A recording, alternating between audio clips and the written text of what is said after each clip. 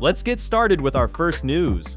Khamzat is once again making his presence felt in the fight world, and this time his focus is on the highly anticipated White House card. Over the past few weeks, Dana has been teasing fans with renderings and ideas for what could become one of the most unique and memorable events in UFC history, and as soon as those images surfaced, Khamzat wasted no time in letting his intentions be known. It all started when he dropped the classic building emoji on X, a subtle but powerful hint that he wants to be part of this historic night. Fans immediately picked up on the message, speculating about what it could mean and who he might be targeting. Today, however, Khamzat made it even clearer. After Dana shared more updates about the White House card, Khamzat responded directly with a comment that included the pointing finger emoji, leaving no doubt that he's pushing to secure his spot. This isn't the first time Khamzat has made noise about big opportunities, but the timing here feels different. With the White House event shaping up to be something fans have never seen before, fighters know this stage could elevate their careers to the next level, and Khamzat is clearly determined not to be left out. His message to Dana is simple yet loud. He wants in. He thrives on the biggest moments, and what could be bigger than fighting in front of one of the most iconic buildings in the world? The building emoji was a clever touch, but the follow-up comment shows that Khamzat is dead serious about this. Dana has yet to confirm the full lineup, and speculation continues to swirl about who will headline, who will co-main, and which fighters will get the spotlight. But with Khamzat putting his name directly in the mix, fans are already buzzing. His ability to create hype with just a few emojis proves once again why he remains one of the most talked about fighters in the sport today.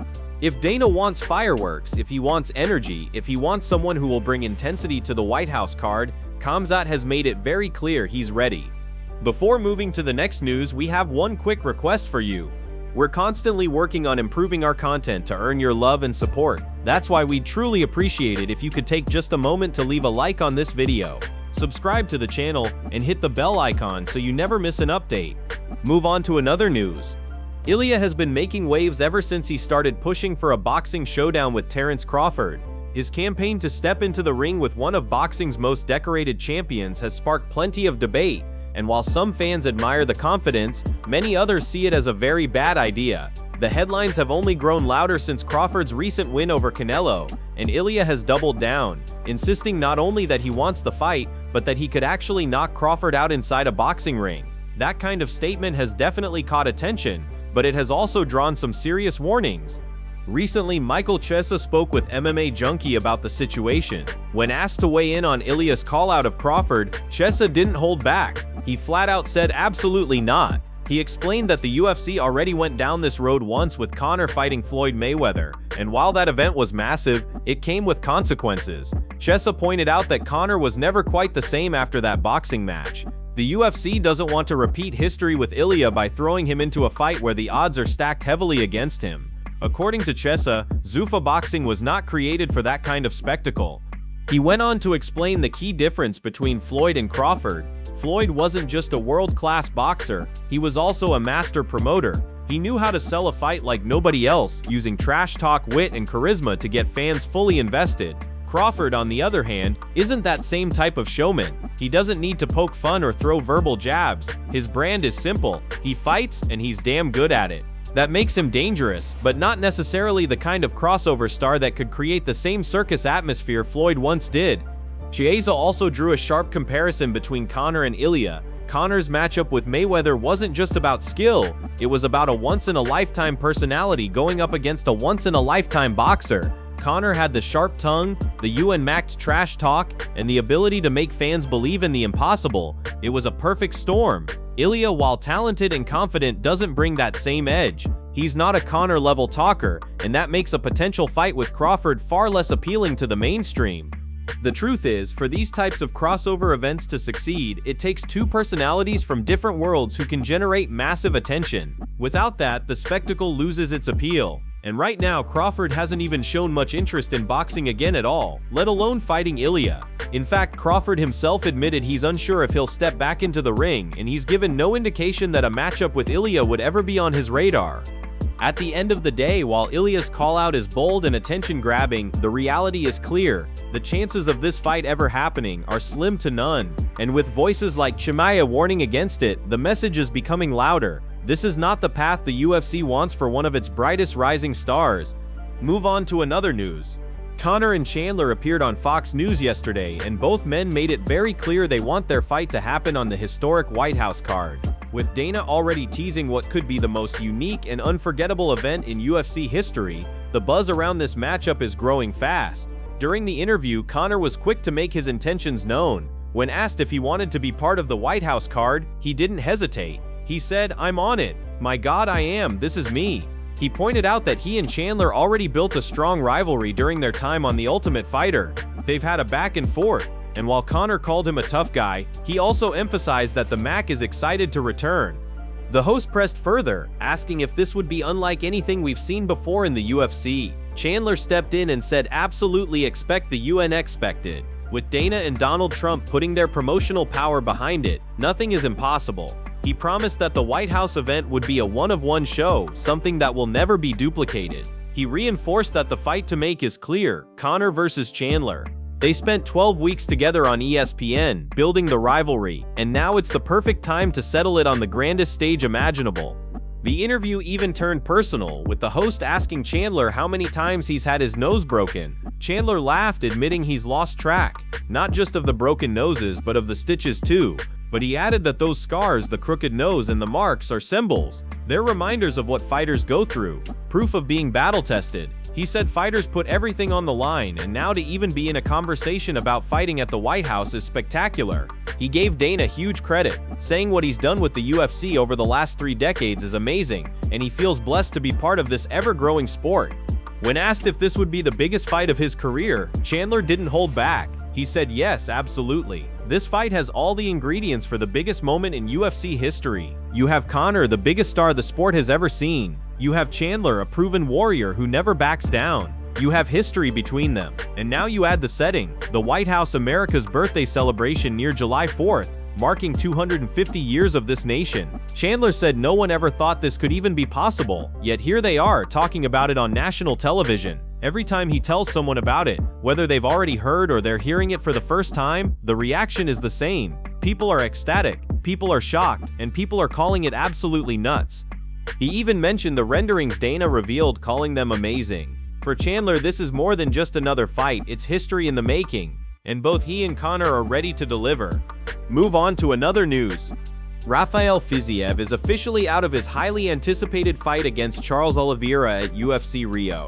News of the injury broke earlier today, and almost immediately Fiziev confirmed the situation himself with a simple sad face emoji posted on X. That small gesture said it all, leaving fans disappointed and frustrated that one of the most exciting lightweight matchups on the horizon is no longer happening. The UFC has not yet released an official statement regarding Fiziev's withdrawal, nor have they confirmed whether a replacement opponent will be lined up for Oliveira. But as soon as the news spread, potential replacements began to surface. Renato Moicano wasted no time throwing his name into the mix. He reacted by posting the classic eyes emoji on X, signaling that he's watching and ready if the UFC makes the call. Moicano has been looking for a big opportunity, and stepping in on short notice against Oliveira in Rio could be the perfect chance to put himself back in the spotlight. Another name that immediately stepped forward was Mateusz Gamrot. Never one to shy away from a challenge, Gamrot made it clear he's willing to take the fight right now. He posted, "I'm ready and hungry to jump in. Come on, UFC." That statement quickly gained traction among fans who know Gamrot's style would make for a high-paced, action-filled fight against Oliveira. For Gamrot, the timing couldn't be better, as he's been angling for another shot at the division's elite. This sudden shakeup has left the lightweight division buzzing. Oliveira remains one of the most dangerous fighters in the world, and the opportunity to face him even on short notice is the kind of chance that could change a fighter's career overnight. UFC Rio is a major card, and having Oliveira compete in front of the Brazilian crowd was always going to be a centerpiece of the event. With Fiziev now out, the promotion will be under pressure to find the right replacement, one that keeps the card strong and fans invested. The energy online shows just how much anticipation surrounded this matchup. Fiziev's striking speed and pressure against Oliveira's relentless jiu-jitsu and finishing ability made this a stylistic clash that had fans counting down the days. Losing it is a big blow, but with fighters like Moicano and Gamrot putting their hands up, there's still hope that UFC Rio delivers something special. Right now, all eyes are on Dana and the matchmakers to see how they handle the situation. Will they reward Moicano for his quick call-out? Will they give Gamrot the short notice opportunity he's demanding? Or will another surprise name enter the conversation? Whatever happens, one thing is clear. Fans are eager to see Oliveira in action, and this sudden twist has only added more intrigue to an already huge card. Move on to another news.